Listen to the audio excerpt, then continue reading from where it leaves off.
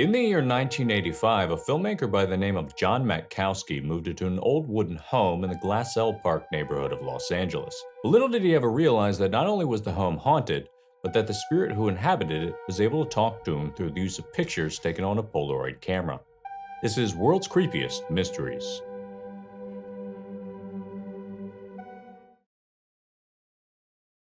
When filmmaker John Matkowsky first moved into his home in the Glassell Park neighborhood of Los Angeles, he knew three basic things.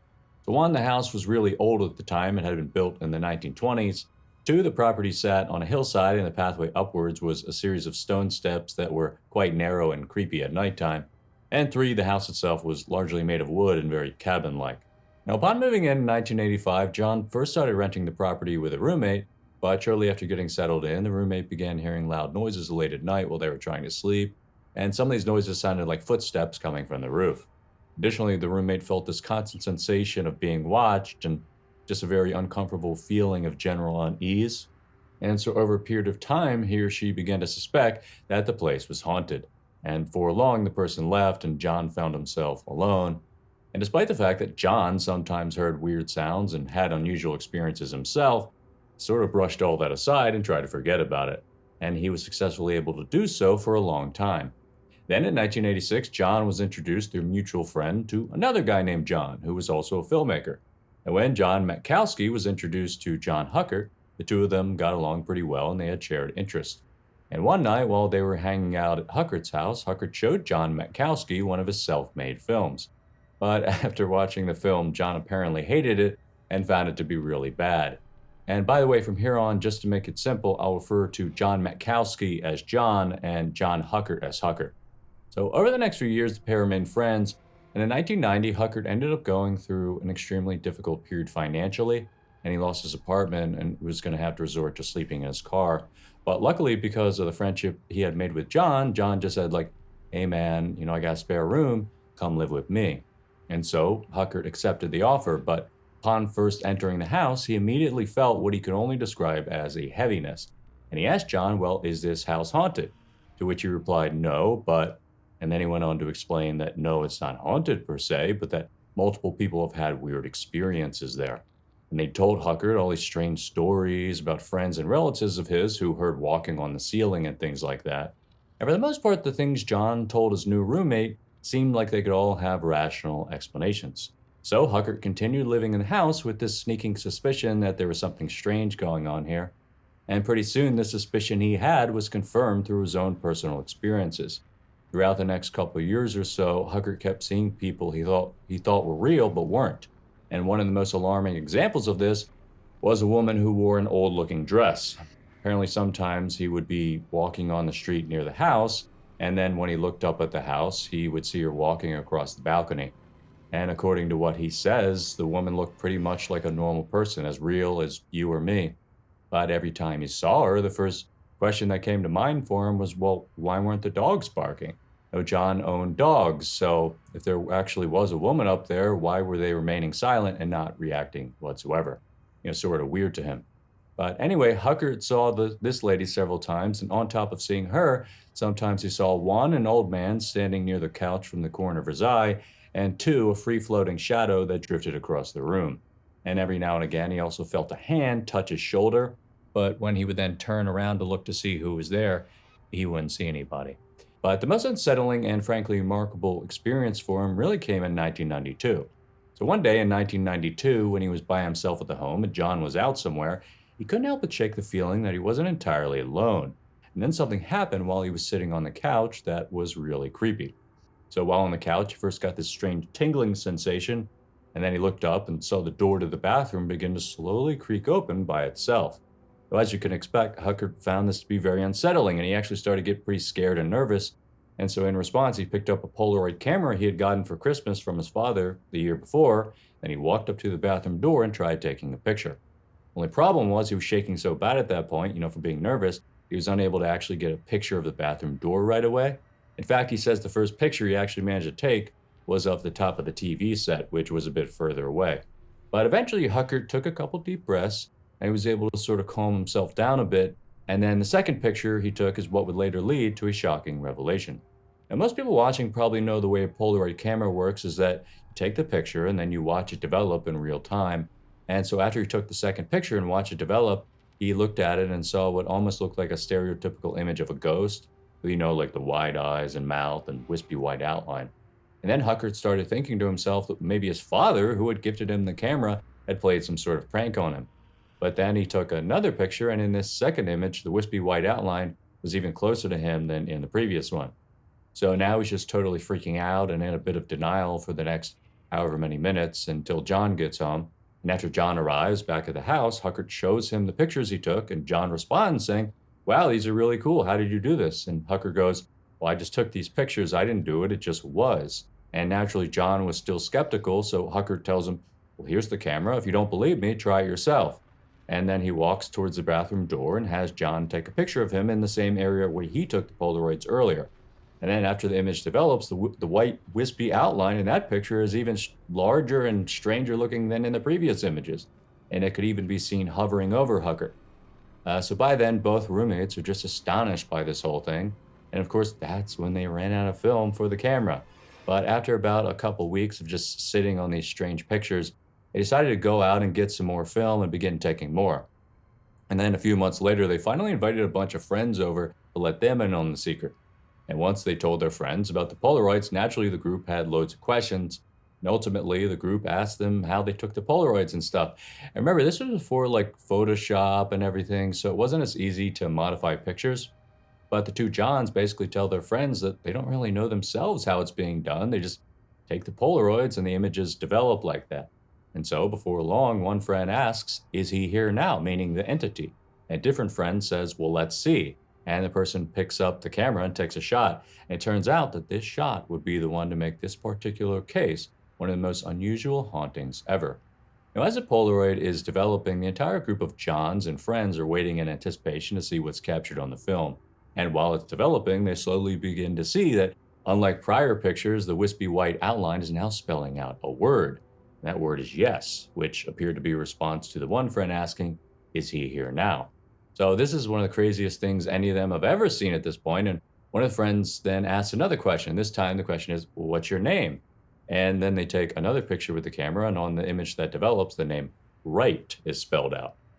And after that, they ask, "Are you a good ghost or a bad ghost?"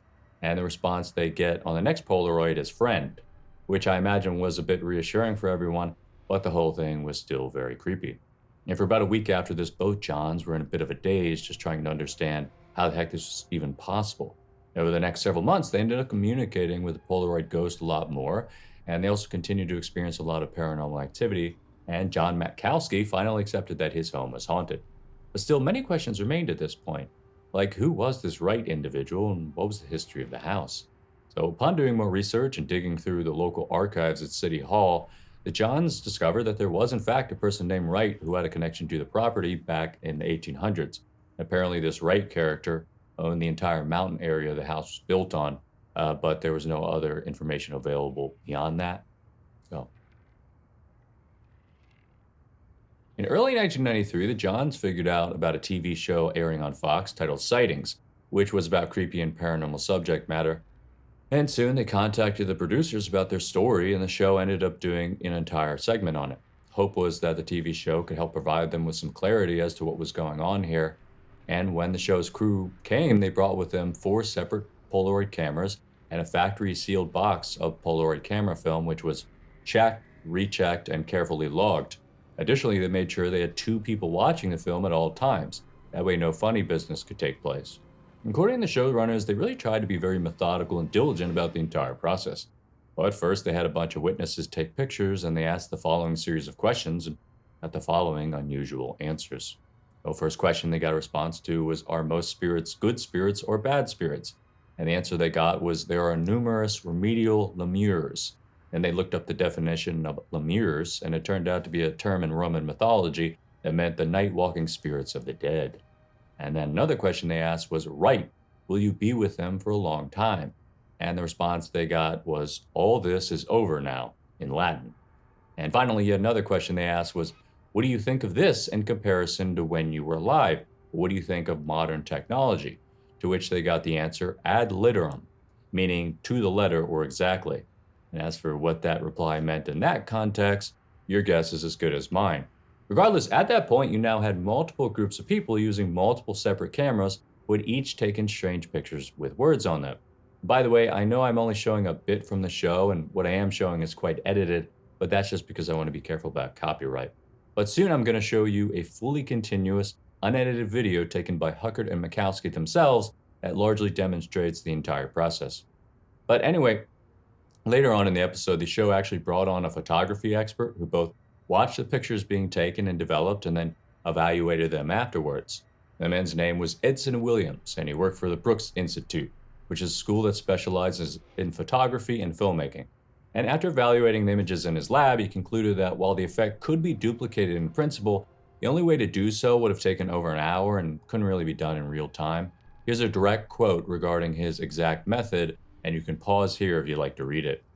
But another person the sighting's producers contacted to do some debunking was a man who actually worked at the Polaroid company's R&D department by the name of Howard Wurtzel. Upon gaining access to the camera and film, Howard examined both and found no evidence of tampering. So time after time, the experts they brought on the show couldn't debunk it. But just to cover all bases, they also brought on a highly experienced psychic by the name of Peter James. And according to James, throughout all his years of being a psychic and paranormal investigator, he had never encountered anything like what he saw at the home in Glassell Park.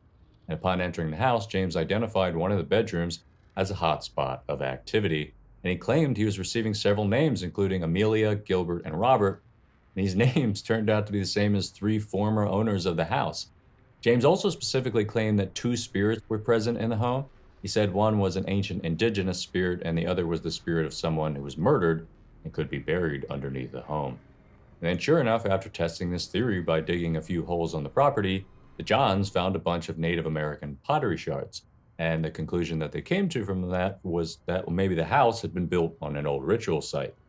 And after the sightings episode aired, the Johns even had an archaeologist from Southwest Museum examine the site, and he found the artifact significant enough to warrant a larger dig on the site. Now, like we talked about earlier, I want to show this fully continuous shot of the process taken by the Johns. In this video, you'll actually be able to see the image develop in real time. Means it's out of film. We open it up, pull this one out. Here's the package you guys brought with you. We open this up, we tear it open, and we pull out a brand new, fresh thing of film. We load it in, we close it up. Okay, what do you guys want to ask, write a question? What kind of things would you like? Got it. Well, I want to know several things, like when he died, and if he lived in this house, and if he, how long ago he. I don't know. What do you think, Scott? Just ask when did he die in this house? Yeah. Did he die? Yeah. Okay. So let me stand back some. There'll be a flash. Okay. Right. Did you die in this house? And here's the photograph. It just came out of the camera. And let's see what happens. It is 3:43 on a Tuesday afternoon. And we'll see what happens. The last 2 times this didn't work. Maybe it will this time. Right? Did you die in this house? Now, is this on automatic focus? Yeah. Why? It's not focusing? Fuzzy too. Can you hold it like right in front of your chest? Yeah. Oh, that's a good idea, yeah. Oh, yeah. Sorry. Got it. There's something coming out. Ha! It looks like we're getting something. Is there I should have posed, huh? Oh, forgot you're taking a picture toward us. Yeah, something's coming up. Corpsey? What's it say? I think we have to wait till it completely develops. It's kind of hard to tell. Corpusy? It's hard to read in the video here. And so the words in Latin were inter alia corpus delicti, which roughly translated English means, among other things, a murder victim. Obviously, that response was quite eerie.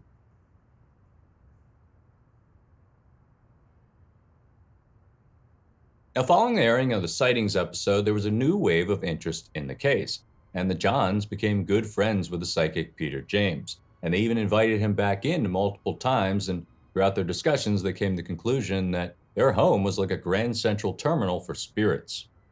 And James informed them that there were as many as 7 full-time spirits who inhabited the house, and that they came in through a vortex near the bathroom. And then from the bathroom, the spirits would make their way through the house before ultimately leaving through the kitchen.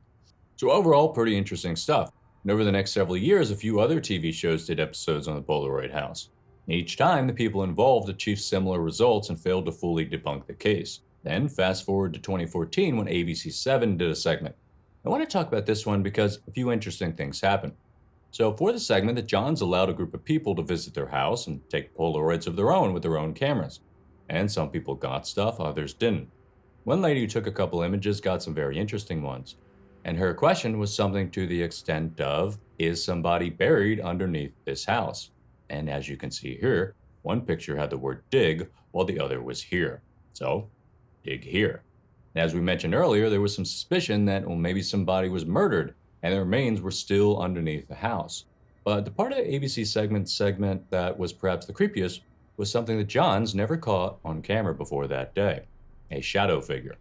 So as you can see in this picture taken, the shadow is standing right next to some people in the doorway, and it has an eerily human-looking silhouette.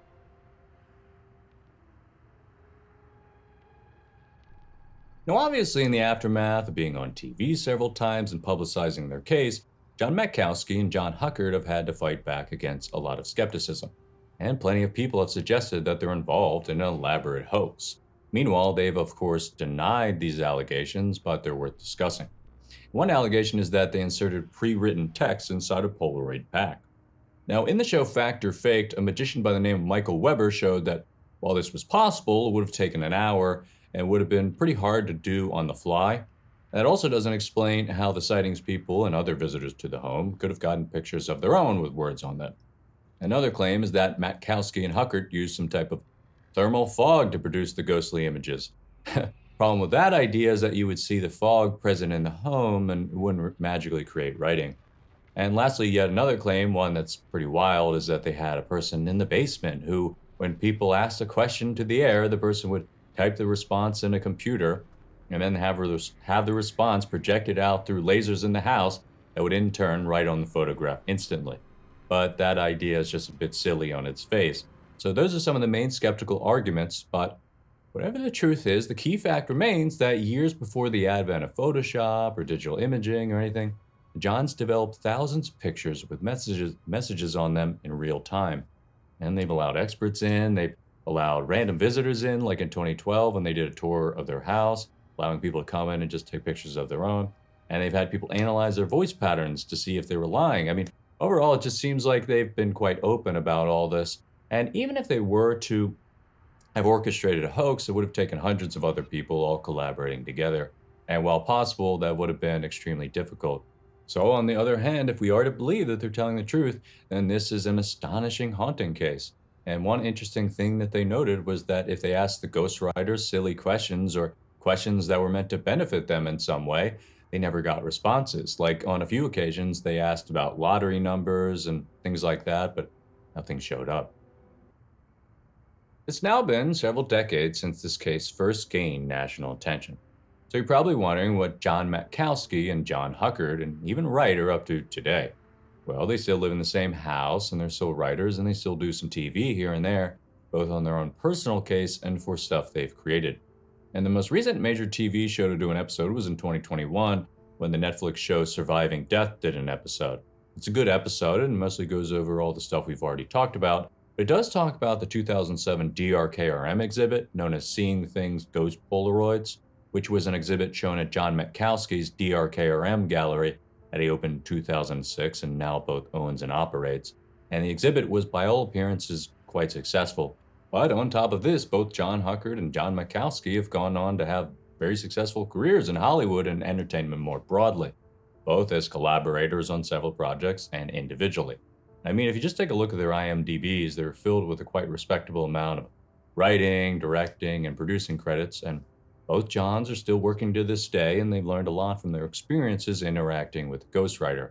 And despite the fact that many of the answers they got over the years were somewhat eerie, the one that sticks with them the most was the one that read, Invoke Muse. A muse is that special someone who inspires your creativity. And so every time John Matkowsky and John Huckard need a little inspiration, all they have to do is take a look at that picture and think of their old friend Wright.